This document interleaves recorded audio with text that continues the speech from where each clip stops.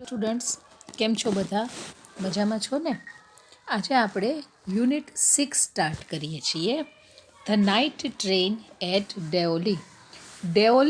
દેઓલી છે એ દહેરાદૂન પાસેનું એક ગામ છે અને ત્યાં જવા માટેની ધ નાઇટ ટ્રેન એક ટ્રેન હોય છે જેમાં લેખક જાય છે. એ ટ્રેન વિશેનો અને એની એક મુસાફરી વિશેનો આ પાઠ છે.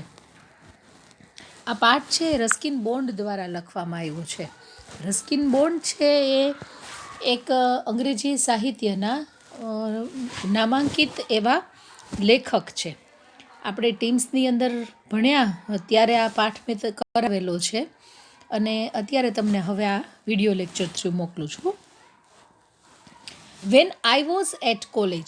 આઈ એટલે નરેટર શબ્દ વપરાય છે કે જે આ વાત આખી કહે છે, જેને ગુજરાતીમાં આપણે કહીએ છીએ કથાકાર. એટલે નરેટર અથવા ઓથર એ જ્યારે પોતાની વાત કરતા હોય ત્યારે આવી રીતે આઈથી શરૂ કરે.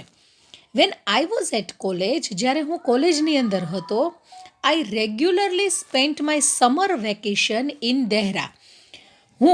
આઈ એટલે હું, રેગ્યુલરલી એટલે નિયમિતપણે, સ્પેન્ટ SPAND, સ્પેન્ડ એટલે પસાર કરવું, એનું V2 છે spent.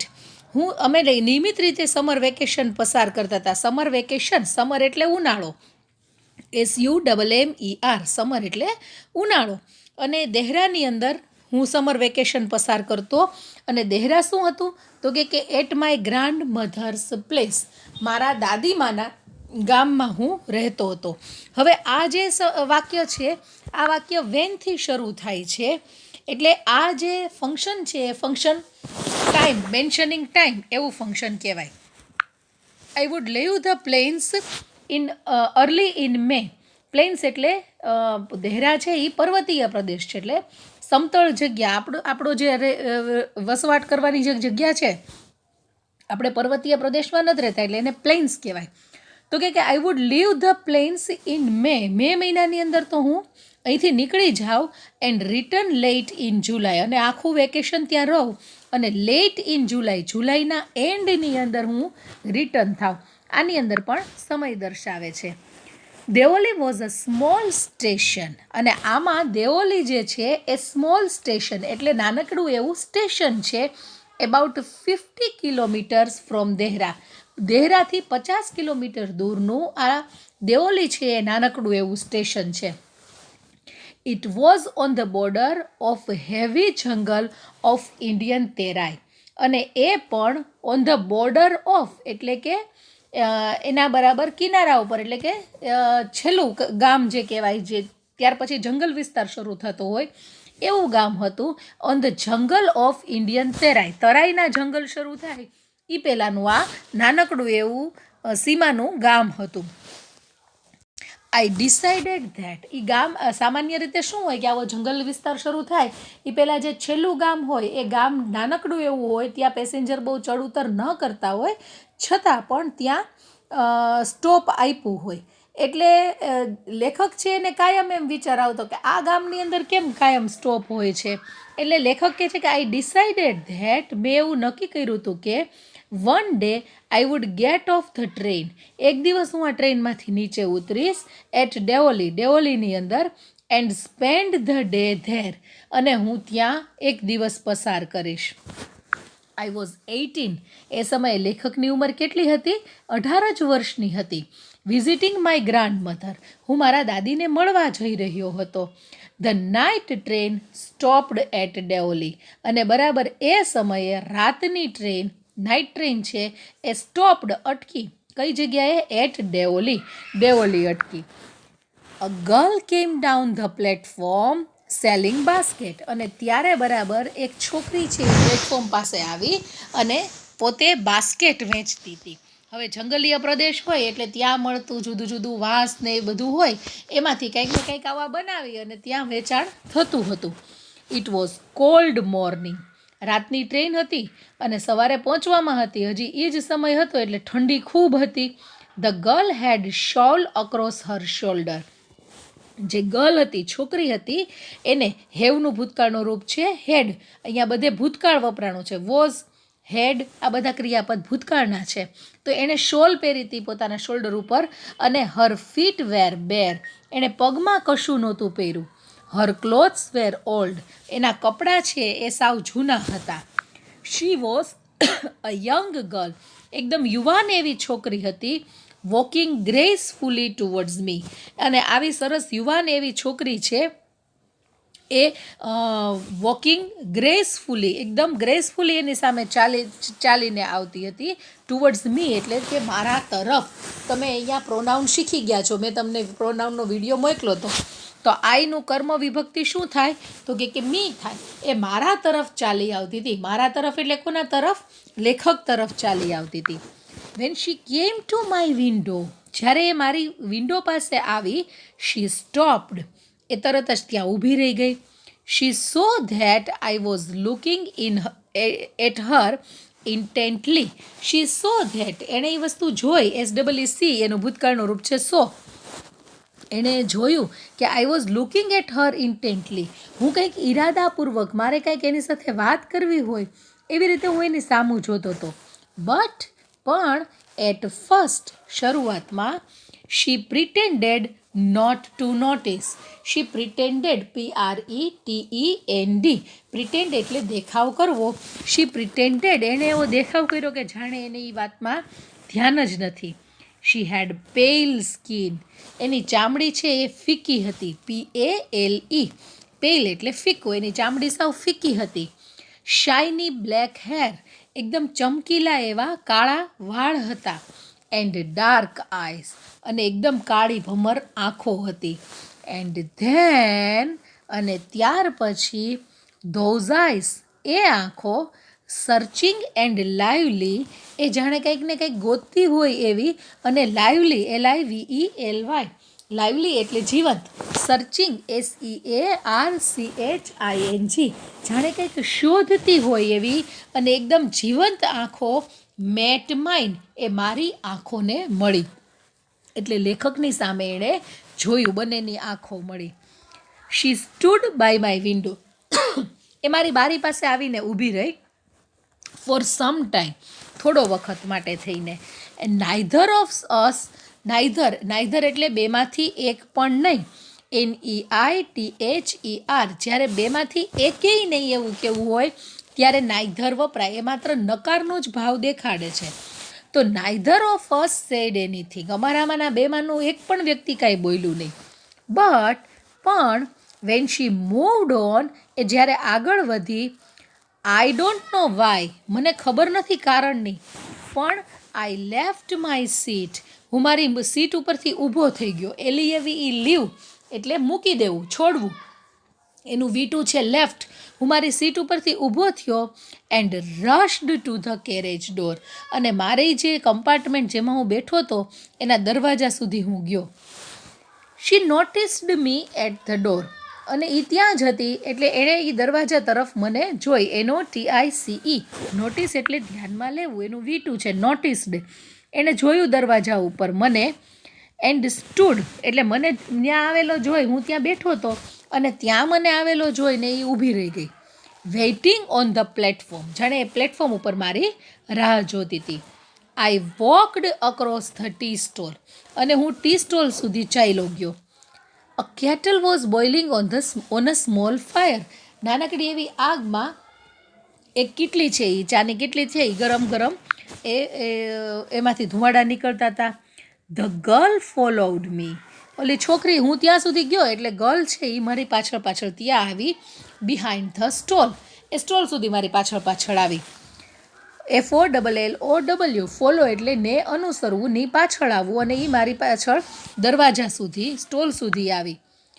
Do you want to buy a basket, she asked, કંઈક વાત તો કરે. એટલે એણે શરૂઆત કરી કે do you want to buy a basket, તમારે બાસ્કેટ લેવું છે? ધે આર વેરી સ્ટ્રોંગ, બહુ મજબૂત બાસ્કેટ છે.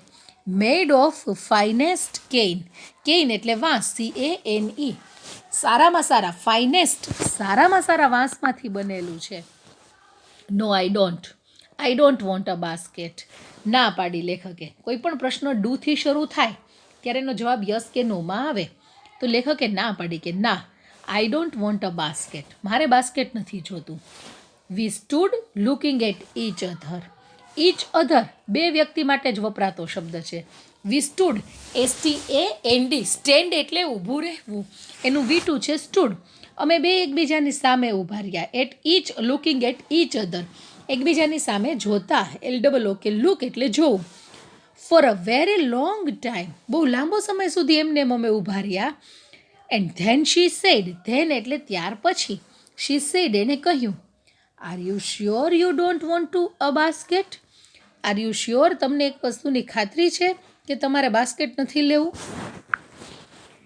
એટલે મેં કાંઈક કહેવું તો પડે જ લેખકે. એટલે કે મેં એમ કીધું કે ગીવ મી વન, મને એક આપી દે. આઈ સેડ, મેં કહ્યું. And I took one on the top, જે ટોપ ઉપરનું જે એક બાસ્કેટ હોય ને એ મેં એક લઈ લીધું. એન્ડ ગેવ હર અ રૂપી, અને મેં એને એક રૂપિયો આપી દીધો. I wished to touch her fingers, મેં એને જ્યારે પૈસા આપ્યા ત્યારે આઈ વિશ્ડ, WISH, વિશ એટલે ઈચ્છવું, એનું V2 છે વિશ્ડ. ટુ ટચ હર ફિંગર્સ, કે એની આંગળીઓને સ્પર્શ થાય એવી મેં ઈચ્છા રાખી.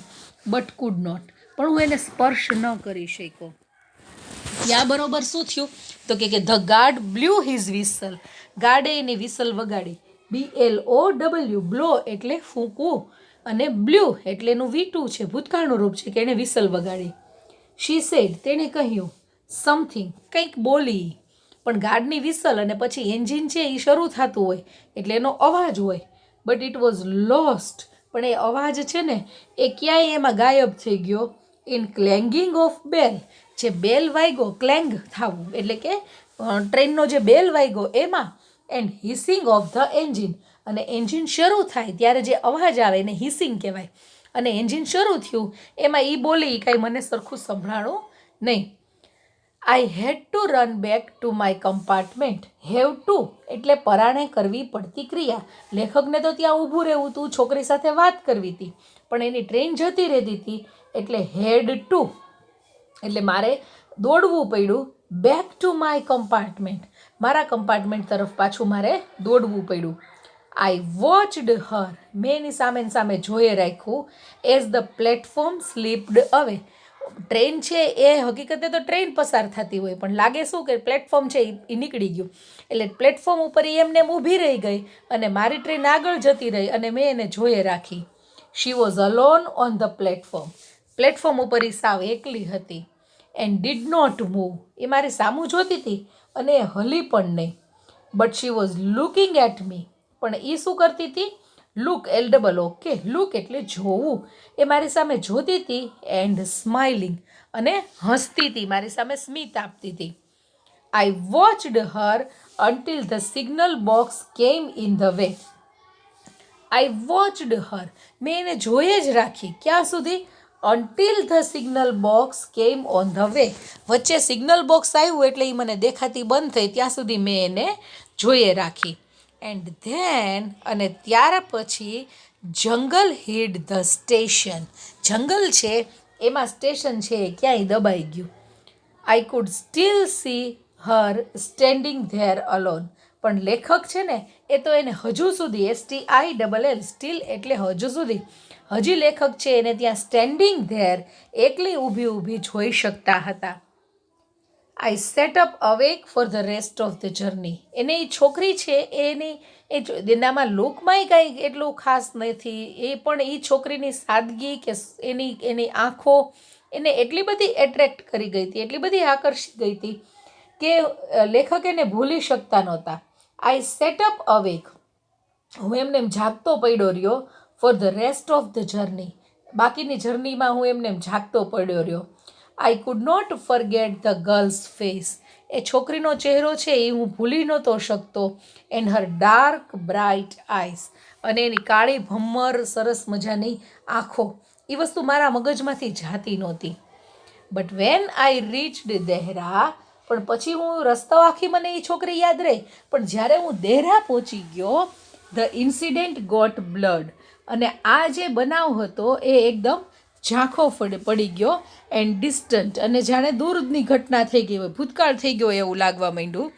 Four there were many other things on my mind, for એટલે કારણ કે. There were many other things. શું કામ લેખકને આ ઘટના ઝાંખી પડી ગઈ? આપણને એવું થાય કે કોઈ ઘટના થઈ હોય તો જે તે સમયે એની ખૂબ અસર થાય, પણ જેમ જેમ સમય પસાર થતો જાય એમ બીજી બધી બાબતો મારા મગજ ઉપર આવતી જાય અને એ બાબત છે એ ઝાંખી પડતી જાય. તો લેખકને એવું થયું કે પછી ધીમે ધીમે એ ઘટના ઝાંખી પડી ગઈ. It was only when I was making the return journey 2 months later. It was only when, માત્ર ક્યારે એ પાછી યાદ આવી. I was making return journey 2 months later. 2 મહિના પછી હું જ્યારે રિટર્ન થતો હતો ત્યારે મને યાદ આવી that I remembered the girl. કે મને ઓલી છોકરી યાદ આવી. રિટર્ન થતો હતો એટલે બધું રસ્તાનું યાદ આવ્યું. એમાં એને યાદ આવ્યું કે હા હું જઈશ ત્યારે ઓલી છોકરી પણ હશે. I was looking out for her as the train drew into the station. જાણે કે હું એને ગોતતો હોઉં. I was looking out. Look out એટલે શોધવું, એનું ચાલુ ભૂતકાળનું રૂપ છે કે હું ગોતતો હતો as the train ડ્રીવ the station. Train છે એ સ્ટેશનમાં આવી કે હું એને ગોતતો હતો. મારો એક જ ટાર્ગેટ હતો કે મને એ છોકરી મળે. આઈ ફેલ્ટ અનએક્સપેક્ટેડ થ્રિલ. અને મેં જ્યારે એને જોઈ ને ત્યારે એ પહેલાં તો મારામાં એક એક્સપેક્ટ એટલે અપેક્ષા રાખવી, અનએક્સપેક્ટેડ UNEXPECTED ન ધારી હોય એવી એક પ્રકારની થ્રિલ THRILL થ્રિલ એટલે ઉત્તેજના મારામાં હતી. I saw her walking up the platform. અને બરોબર મેં એને પ્લેટફોર્મ ઉપર ચાલી આવતી જોઈ. I ran to the door. હું દરવાજા સુધી દોડી ગયો. And waved at her. અને એની સામે મેં હાથ ઊંચો કર્યો કે હું આવી ગયો એમ. વેન શી સો મી. અને એણે તે જ્યારે મને જોયો, શી સ્માઇલ્ડ. એણે એકદમ સ્માઇલ આપ્યું. SMILE સ્માઇલ એટલે હસવું, સ્મિત આપવું. અને એણે મને જોયો એટલે એણે સ્મિત આપ્યું. She was pleased. એ ખુશ હતી. ધેટ શું કામે I remembered her. Remember REMEMBER. Remember એટલે યાદ રાખવું. એનું વીટું છે રિમેમ્બર્ડ. મને યાદ હતી. I was pleased that she remembered me. અને મને એ વસ્તુની ખુશી હતી કે એને હું યાદ હતો. કારણ કે નહીંતર તો એ પણ ભૂલી ગઈ હોય. એને આખો દિવસ ઘણા બધા કસ્ટમર છે એ આવતા હોય એટલે. બરોબર છે. આટલો પાઠ આપણે રાખીએ. બીજી વખત પાઠ વાંચજો. એવું લાગે તો વિડીયો 2 વખત સમજવાનો પ્રયત્ન કરજો. કોઈ વસ્તુ ન સમજાય તો સ્કૂલના વોટ્સએપ નંબર ઉપર પૂછજો. ત્યાં સુધી take care and good bye.